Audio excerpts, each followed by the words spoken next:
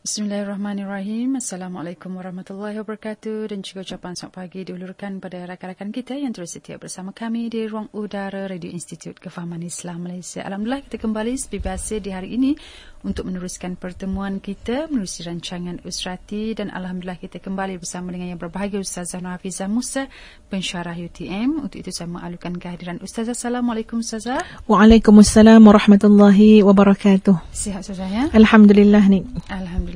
Dan insyaAllah untuk hari ini kita kembali bersama dengan rakan-rakan kita untuk sama-sama kita berkongsi insyaAllah tajuk yang akan diperkatakan oleh Ustazah pada hari ini berkaitan dengan peta hidup. Jadi saya kira sebagai mukadimah kepada apa yang bakal kita bincangkan ini, silakan Ustazah. Baik, terima kasih ni tuan-tuan dan puan-puan yang dirahmati Allah sekalian. Bismillahirrahmanirrahim. Alhamdulillahirabbil alamin. Wassalatu wassalamu ala Rasulillahil amin wa ala alihi wa sahbihi ajma'in. Subhanaka la ilma lana illa ma 'allamtana innaka antal alimul hakim. Rabbi shrah li sadri wa yassir li amri wahlul 'uqdatam min lisani yafqahu qawli. Rabbi yassir wa la tu'assir wa tammim bil khair. Tuan-tuan dan puan-puan sedang pendengar yang Ustazah hormati sekalian, ya insya-Allah ni pada pagi ini perbincangan kita sekitar tajuk peta hidup. Ya, Ustazah ingin membawa diri sendiri dan seluruh yang mendengar untuk kita merenung dan memuhasabah tentang peta kehidupan kita sendiri. Ya, seperti mana GPS ini, ya kita dah set up ke mana kita nak pergi, kita sekadar mengikut ke kiri, ke kanan, ya ke depan atau bagaimana.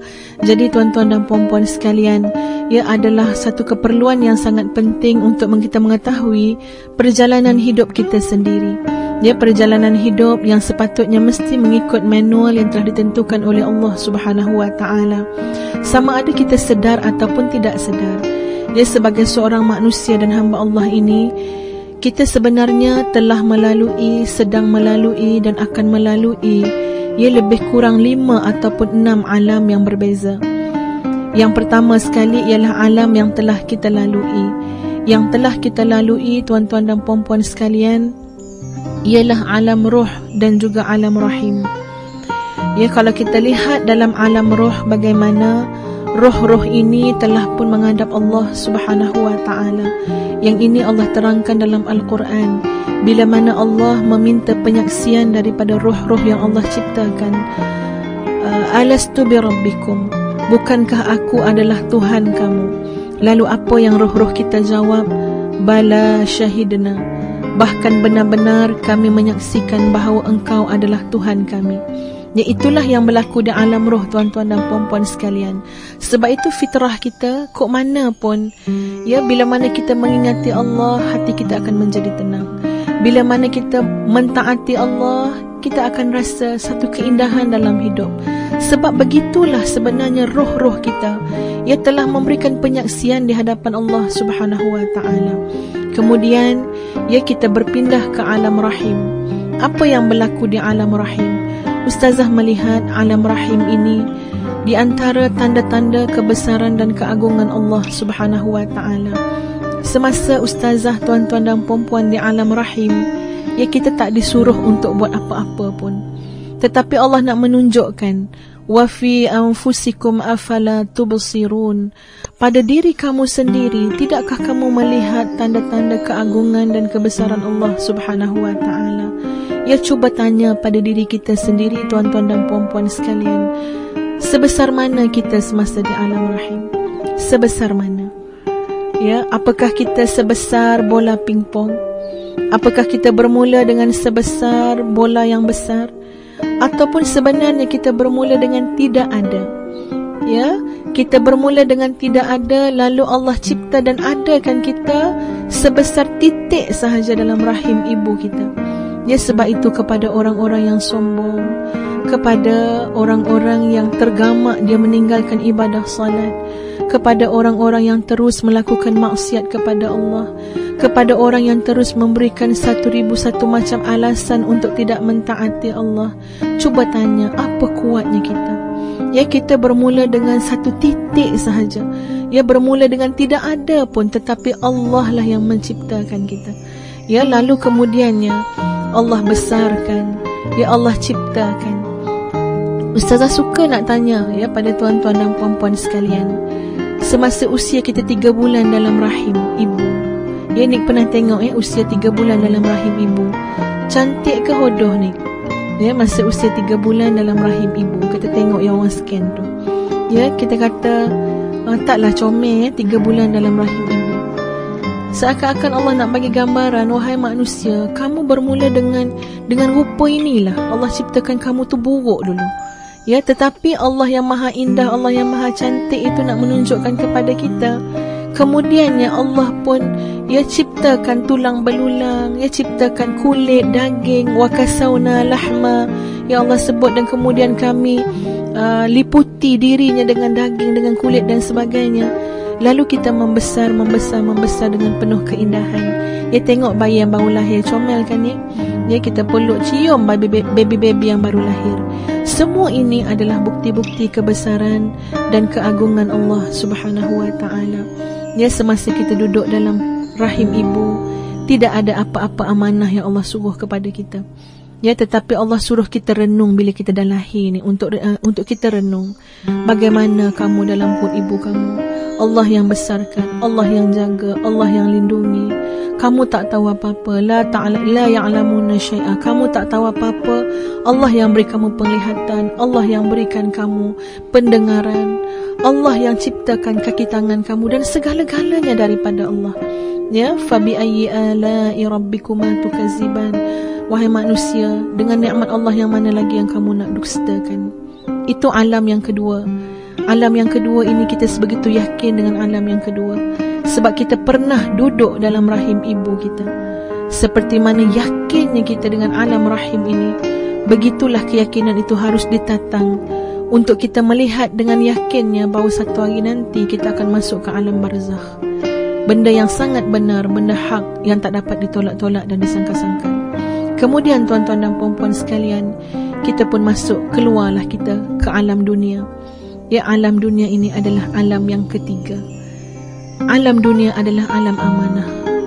Alam dunia adalah alam tanggungjawab. Alam dunia adalah alam ujian dan fitnah. Ya, tuan-tuan dan puan-puan sekalian, alam dunia ini Nabi SAW menjelaskan ianya sekejap saja. Sebab Nabi nak bagi motivasi kepada kita. Ya, sabar kita kena bertahan, syukur kita kena istiqamah. Ya, sebab apa? Sebab alam dunia ni tak lama sangat. Dan yang penting sekali, alam dunia inilah yang menentukan ya kedudukan kita, duduk kita di mana pada alam-alam yang berikutnya.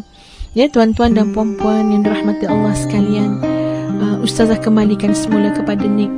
Ya, setelah kita melihat 3 alam yang pertama, iaitu alam roh, alam rahim dan juga alam dunia. Dan insyaAllah kita akan panjang, Ustazah akan kongsi lagi tentang peta hidup kita, saudara. Kita akan kembali selepas ini. Dan Ustazah, saya kira begitulah kehidupan kita, Ustazah ya. Kasihnya ibu akan membawa ke syurga, dan insyaAllah kita menjadi anak yang soleh untuk kita mendakap kasih seorang ibu yang akan membawa kita ke syurga. Dan daripada apa yang Ustazah jelaskan, tentunya keseluruhan sudut hidup ini harus kita teliti, harus kita tekuni supaya kita tidak tertinggal satu daripadanya pun. Ustazah, silakan. Ya, saya betul.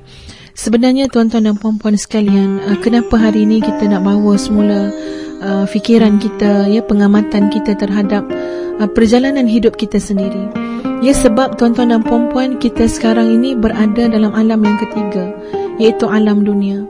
Dan alam dunia inilah yang menentukan banyak perkara yang akan kita terpaksa lalui pada alam yang keempat, iaitu alam barzakh. Ya, pada alam mahsyar, pada alam imma neraka ataupun syurga. Ya, semuanya di sinilah kita dipertanggungjawabkan. Inilah dia alam yang kita nak menanam, alam yang kita nak beramal, yang nanti semuanya akan diperhitungkan oleh Allah Subhanahu wa taala. La yughadiru saghiratan wala kabiratan illa ahsaha. Sebesar kuman sekalipun, besar mana sekalipun, semuanya dihitung oleh Allah Subhanahu wa taala. Kita akan terkejut nanti melihat ketika mana Allah singkapkan, Allah buka ya segala-gala amalan, baik amalan zahir, batin yang pernah kita lakukan sepanjang kita dalam hidup ini. Ya, sebab itu pada Ustazah begini, Bagaimana kita nak menjadikan kehidupan ini, alam dunia ini, alam yang terbaik untuk kita, ya, kehidupan yang terbaik untuk kita. Ustazah melihat tuan-tuan dan puan-puan sekalian, ya, dengan mengaitkannya dengan alam yang keempat, iaitu alam barzakh, ya, di mana alam yang kemudiannya roh kita keluar daripada jasad.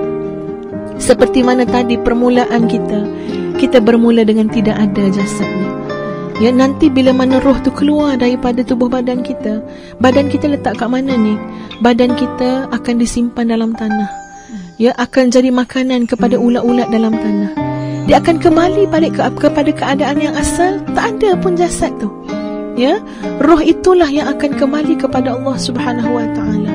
Suka ustazah bertanya kepada diri sendiri, tuan-tuan yang mendengar, cuba tanya dengan diri kita, bi ayyi qalbin nalqah, dengan hati yang bagaimana yang kita akan bertemu dengan Allah Subhanahu wa taala, dengan roh yang bagaimana kita akan bertemu dengan Allah Subhanahu wa taala. Semua itu adalah agenda kehidupan kita sekarang, untuk menentukan hati yang bagaimana kita nak bawa balik, hati yang bagaimana kita nak bawa pulang bertemu dengan Allah. Semuanya hari ini kita kena programkan hidup kita. Ya, kalau kita lihat dalam suratul Fajar, Allah Subhanahu wa taala menjelaskan, ya ayyatuhan nafsul mutmainnah irji'i ila rabbiki radiyatan mardiyah fadkhuli fi ibadi wadkhuli jannati. Wahai jiwa yang tenang, sekarang saatnya kamu kembali kepada Allah, dalam keadaan Allah redha kepada kamu dan kamu redha kepada Allah. Maka sekarang masuklah kamu dalam golongan hamba-Ku dan silakan masuklah ke dalam syurga-Ku. Ya, Ustazah melihat tuan-tuan dan puan-puan sekalian, ini untuk mengingatkan diri sendiri juga, agak-agak bagaimana kita nak memastikan yang seruan yang sangat indah itu akan diseru kepada jiwa kita sendiri. Ya, saat kita keluar roh kita daripada badan, kita yang akan diseru, ya ayyatuhan nafsul mutmainnah, wahai jiwa yang tenang. Ya, selama ini diuji oleh Allah, ya, macam-macam ujian, tapi jiwa yang diuji itulah yang lebih tenang sebenarnya. Ya, wahai jiwa yang tenang, irji'i ila rabbik. Allah guna perkataan irji'i, selamat kembali. Kembalilah kepada Allah Tuhan kamu, yang dulu kamu dah buat penyaksian di alam roh, dalam keadaan kamu saling redha meredai. Ya, sebab itu tuan-tuan dan puan-puan sekalian, bagaimana kita nak memastikan perpindahan daripada alam ketiga kepada alam keempat, alam dunia kepada alam barzakh, menjadi satu saat yang paling indah. Ya, menjadi satu saat yang sangat berharga dan bernilai dalam hidup kita. Pastilah dengan keseriusan kita, kesungguhan kita menyusun rutin, menetapkan matlamat, ya, memprogramkan semula kehidupan kita. Setiap saat, setiap detik itu kita lihat, sebab apa saja yang kita buat pada setiap masa ini adalah umpama benih yang kita tanam, kita akan makan hasil. Kalau kita tanam benih kebaikan, hasil yang baik kita akan dapat. Kita tanam benih kejahatan, hasil yang sangat mendukacitakan terpaksa kita hadapi. Ya, jadi tuan-tuan dan puan-puan sekalian, bagaimana nak menguruskan kehidupan dunia yang sekejap ini, kerana dia menentukan kepada kehidupan alam barzakh, kepada alam mahsyar dan sebagainya. Tuan-tuan dan puan-puan yang dirahmati Allah sekalian, ya, kalau kita melihat satu hadis Nabi sallallahu alaihi wasallam, Abu Hurairah radhiyallahu an pernah memberitakan Nabi sallallahu alaihi wasallam bersabda, innal mu'min idza qubida atathu malaikatur rahmah biharirati bayda fayaqul ukhruji ila ruhillah fatakhruj ka'atyab rihal misk hatta annahu la yanawalahu ba'dahum ba'dha fayashummunahu hatta ya'tu bihi babas sama. Ya, hadis tu panjang, ustazah ringkaskan dan berikan maknanya. Sesungguhnya orang mukmin itu apabila hendak diambil nyawanya, lalu datanglah kepadanya malaikat rahmat membawa sutera yang putih. Lalu malaikat rahmat berkata kepadanya, ukhruji ila rauhillah, keluarlah engkau untuk mendapat rahmat dan kebaikan daripada Allah. Maka keluarlah roh kita seperti sebaik-baik bau kasturi, sehingga sebahagian memberikan bau kepada sebahagian yang lain. Lantas mereka menciumnya sehingga dibawanya sampai ke pintu langit. Penjaga pintu langit berkata, alangkah wanginya bauan wangi datang dari bumi ini, dan mereka tidaklah akan mendatangi langit, melainkan penghuninya akan mengatakan seperti itu, wanginya, wanginya, sehinggalah mereka membawa segala ruh orang-orang mukmin ke sana, kerana sesungguhnya mereka akan sangat gembira, melebihi kegembiraan kerana bertemu dengan orang-orang yang telah lama terpisah. Dia Uzam membacakan ringkasan saja daripada hadis tersebut. Jadi bila kita faham, kita tengok-tengok, ya, kita belajar, kita perhatikan cerita tentang alam keempat yang kita akan pergi, pastilah di sini persediaannya. Ya, di alam yang kita sedang duduk dan berdiri ini. Ya, bagi orang yang mengidamkan, ya, mengidamkan saat dicabut roh itu menjadi saat yang sangat indah. Ya, rohnya sangat wangi, diiringi oleh para malaikat, dibawa daripada satu lapisan langit ke lapisan langit yang lain. Maka Ustazah kira, ya, benda pertama yang paling penting ialah untuk kita hidup di atas alam dunia ini, ya, dengan menjaga kemurnian dan ketulusan tauhid dalam jiwa kita. Ya, tauhid, la ilaha illallah, tidak ada Tuhan kecuali Allah. Ustazah sebenarnya lama juga mengambil masa berfikir, ya, merenung juga bila mana bertemu dengan seorang orang sana panggil Pak Kiai lah, ya, dekat negara seberang tu. Bila ditanya banyak macam soalan, tapi jawapannya hampir sama. Ya, orang ni tanya tentang masalah anak, orang ni tanya tentang masalah suami isteri, orang ni tanya tentang masalah jiran dan sebagainya. Jawapannya hampir sama. Ketika mana semua orang mencari ketenangan dan ketenangan dalam hidup, dia memberikan jawapan. Ya, beliau bagi jawapan, selama mana tauhid kita tidak sempurna, semana tauhid kita tidak teguh dan jelas, maka selama itulah kita akan resah gelisah. Ya, tapi kalau kita benar-benar sudah rasa cukup dengan Allah, betul-betul dah rasa cukup dengan Allah. Dari segi apa yang kita rasa tak cukup dengan Allah? Dari segi harta benda, dari segi kekayaan, Allah tu yang maha kaya. Allah itu pemilik segala khazanah langit dan bumi. Dari segi kasih sayang kita tak rasa cukup ke? Allah itu maha penyayang. Dari segi ilmu kita tak rasa cukup ke? Allah itu maha bijaksana, Allah boleh berikan ilmu kepada kita. Ya, dari semua segi kita sebagai hamba Allah patut rasa cukup dengan Allah. Sebab itu kata-kata zikir yang kita selalu sebut tu janganlah jadi zikir yang kosong. Hasbiyallah ni'mal wakil wa ni'man nasir. Cukuplah bagi kami Allah, sebaik-baik yang melindungi, sebaik-baik yang menolong. Ya, selama mana tidak benar-benar Allah dalam jiwa kita, tuan-tuan dan puan-puan sekalian, selama itulah kita berkeluh kesah, ya, risau saja hati itu, serba tidak kena, tak tahu apa yang dicari. Ya, harta dah banyak pun tak cukup lagi. Ya, semua tak kena. Sebenarnya penawar dan ubatnya ialah mencukupkan diri kita dengan Allah Subhanahu wa ta'ala. Sebab kita diajar untuk mengatakan hasbi Allah ni'mal wakil wa ni'man nasir. Tuan-tuan dan puan-puan yang dirahmati Allah sekalian, itu dia alam dunia, alam amanah. Ya, alam yang kita sebenarnya nak memberikan satu bentuk ubudiyah, penghambaan yang total kepada Allah Subhanahu wa ta'ala. Dan Ustazah nak membawa contoh soal ketaatan, soal tauhid. Ya, sebagai seorang wanita, rasanya cerita tentang wanita ni dekat dengan kita. Wanita yang bernama Hajar alaihassalam. Walaupun benda ni dah selalu diulang-ulang oleh ramai orang, ya, tapi sejarah ini terlalu mempesonakan, sangat luar biasa. Ya, sebab tu orang pergi umrah, pergi haji pun berulang-ulang sa'i Safa Marwah, buat balik semula macam mana Hajar pernah lakukan. Ya, kerana tingginya nilai tauhid dalam peristiwa tersebut.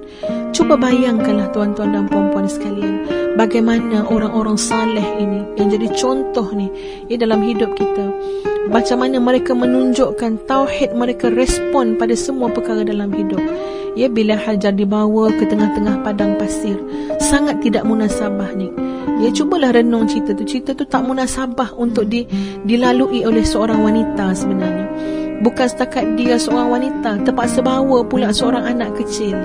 Ya, sudah pastilah bekalan takkan mampu cukup bertahun-tahun. Banyak mana nak dibawa sangat ni dengan binatang tunggangan dan sebagainya. Pergi ke satu tempat yang tak dapat diperjelaskan kat mana nak berhenti.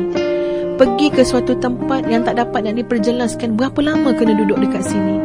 Tapi semua itu, ya, mungkin ada banyak persoalan yang terfikir dekat benak hati Hajar alaihassalam. Tetapi subhanallah, dengan satu soalan yang menandakan tingginya akidah tauhid Hajar alaihissalam, apa dia tanya? Allah amaraka bihaza ya Ibrahim, Allah ke yang suruh ini wahai Ibrahim, wahai suamiku? Bila Ibrahim kata bala, ya bahkan benar Allah yang suruh, apa jawapan Hajar menandakan ketinggian tauhid beliau? Hajar kata, idzan, kalau begitu suamiku, innallaha la yudayyi'una, Allah pasti takkan sia-siakan kita semua. Maka ditinggalkan di tengah padang pasir. Ya, dengan akidah keimanan tauhid, Allah takkan sia-siakan. Ini perintah Allah, ini Allah yang suruh. Ya, pasti ada hikmahnya. Allah bersama kita, Allah akan tolong kita sebab ini dari Allah. Allah yang maha memiliki segala-galanya. Tapi tengok pada hari ini, ya tuan-tuan kita di alam dunia hari ini, kita suruh tutup aurat pun bercakap macam-macam soalan. Relevan ke? Ya, kena ubah itu, kena ubah ini. Mana dia soalan yang menandakan ketinggian tauhid? Allah amarana bihaza, Allah ke yang suruh tutup aurat? Kalau Allah yang suruh tutup aurat, idzan innallaha la yudayyi'una, kalau begitu Allah takkan sia-siakan kita semua. Allah ke yang suruh taat suami? Ya, Allah yang suruh. Idzan innallaha la yudayyi'una, kalau begitu Allah takkan sia-siakan kita. Allah ke yang suruh kita berusaha payah mencari nafkah hidup? Ya, Allah yang suruh. Idzan innallaha la yudayyi'una. Bawalah ke mana-mana pun Allah amarana bihaza. Barulah menjadikan kita seorang insan yang duduk atas muka dunia ini taat kepada Allah. Tak ada soalan-soalan 1001 soalan, mempertikaikan, dia meragui, tak ada. Sebab apa? Allah takkan sia-siakan. Percayalah dengan Allah. Seperti mana turunnya Al-Quran daripada muka surat 1 sampai muka surat akhir, percayalah bila kita laksanakan, Allah takkan sia-siakan kita. Ya, janganlah kita nak tunjuk pandai dengan Allah itu dan ini. Ya, kalau tunjuk pandai juga mengenepikan apa yang Allah suruh, kononnya kita lebih hebat dan lebih pandai untuk membaca situasi hari ini, seolah-olah kita ini menafikan tauhid yang ada dalam jiwa kita sendiri.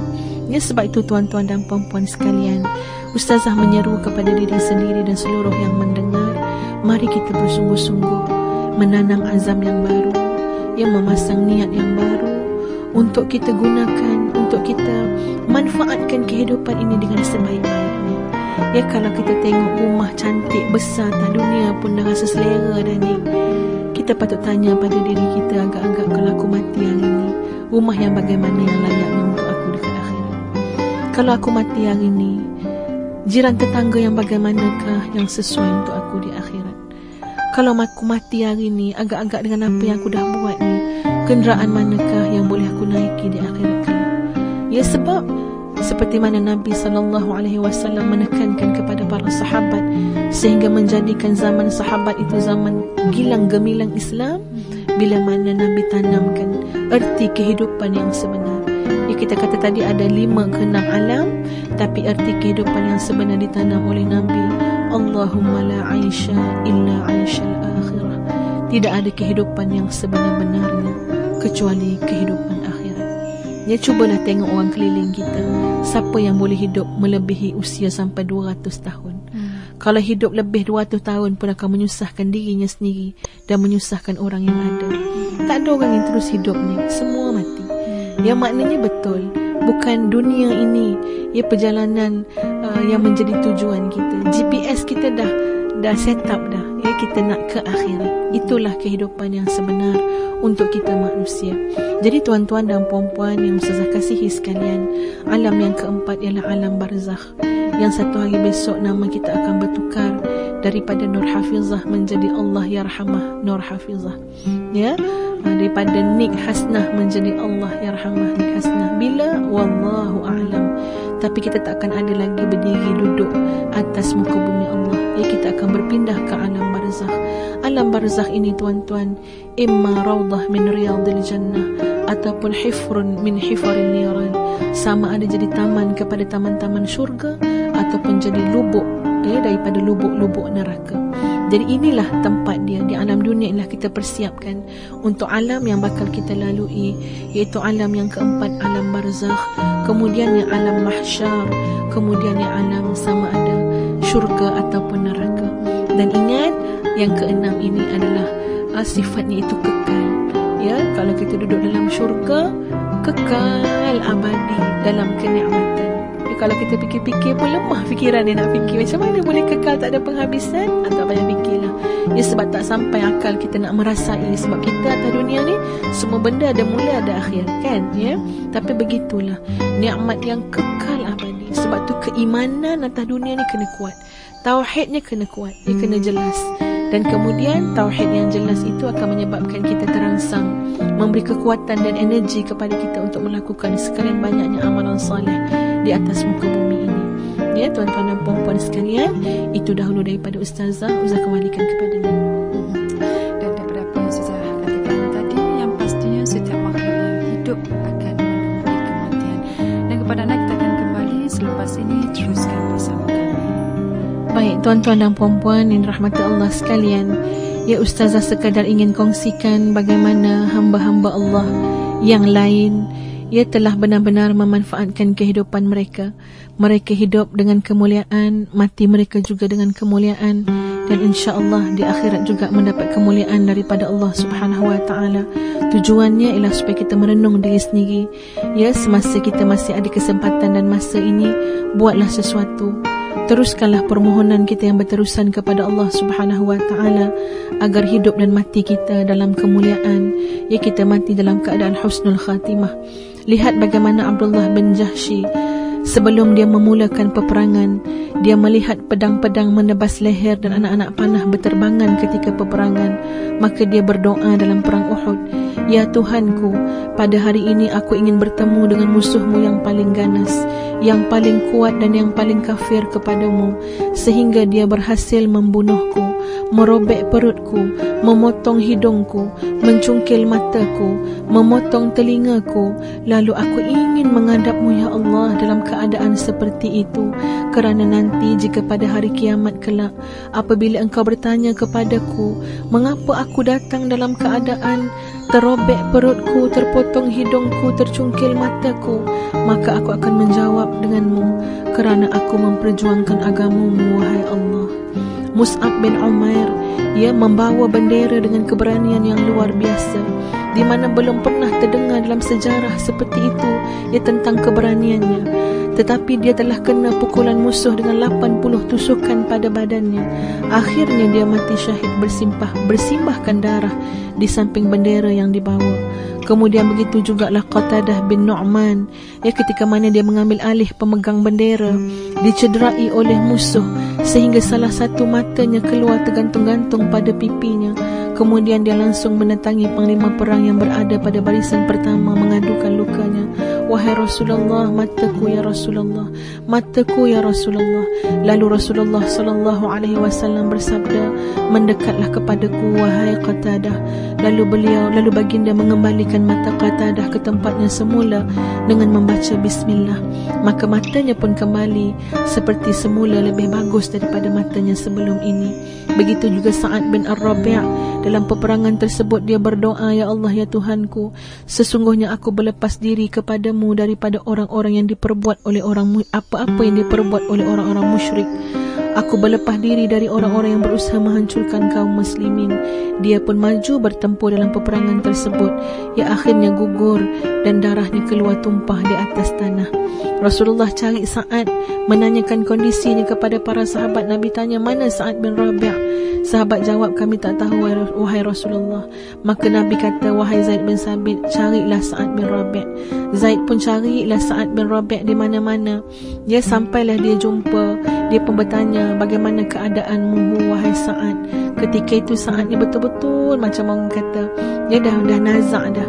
Sa'ad berkata, "Wahai Zaid, tolong sampaikan salamku kepada Rasulullah sallallahu alaihi wasallam, dan tolong katakan kepada baginda, semoga Allah membalas jasa-jasa baginda kepada kita dengan sebaik-baik balasan kepada Nabi umat ini. Kami bersaksi bahawa apa yang dijanjikan oleh Tuhan kita benar-benar telah kami dapatkan." Lalu Sa'ad tersenyum sambil menghembuskan nafasnya yang terakhir. Tuan-tuan dan puan-puan, ini hanya sebahagian daripada kisah-kisah. Ya, bagaimana cemerlangnya kehidupan mereka. hidup cemerlang, mati cemerlang, pastilah kedudukan yang mulia yang Allah sediakan kepada mereka semua. Dan kita juga ada peluang yang sama sebenarnya.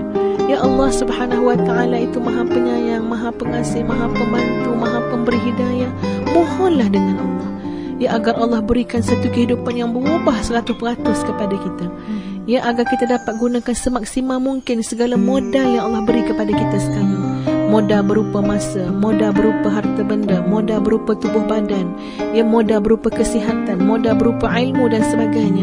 Kita mohon ya Allah agar Allah pimpin dan bimbing kita, agar kita dapat gunakan seluruh modal ini, ya, untuk kita berurus niaga dengan Allah Subhanahu wa ta'ala, yang keuntungannya kita dapat dunia dan juga akhirat. Ya, itu sahaja daripada Ustazah untuk kali ini. Sebagai muhasabah kita bersama, ya, renung-renungkanlah, ya, berfikirlah bagaimana agaknya untuk kita mati dalam keadaan yang mulia. Sudah pastilah dengan kita mencari jalan-jalan kemuliaan sepanjang dalam hidup ini, insya-Allah. Assalamualaikum warahmatullahi wabarakatuh.